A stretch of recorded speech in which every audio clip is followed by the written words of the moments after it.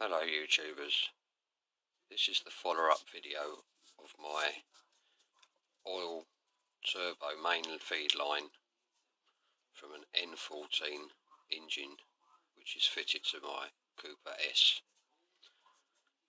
I went to BMW to ask them about this part and they've totally denied that there's anything wrong with these parts. When I showed you on my first video, I could only show you the top part, which was going into the turbo, which was loose like that.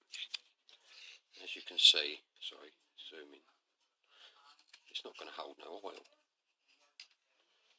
After taking it out, it took me 3.5 hours to get this little piece out because it's so well hidden. I noticed the inside part was the same. How long's it been like it? Turbo failure on its way. This is the original part number, which would be, sorry, let's try and get focus. For some reason it's not focusing. Focus please.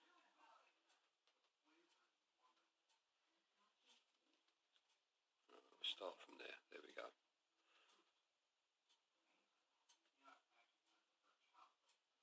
Sorry about the focus, people, but you get the gist of the idea that I would not recommend going to BMW and asking them for a replacement part, because you'll be fitted with a similar sort of part again. I went to a place called Hell, literally, to get this part.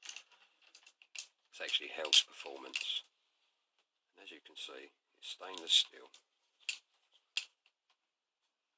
The fixings are crimped, which are much far superior than the old-fashioned style. It's stainless steel. I believe that end there's aluminium, anodized, but it's far superior to what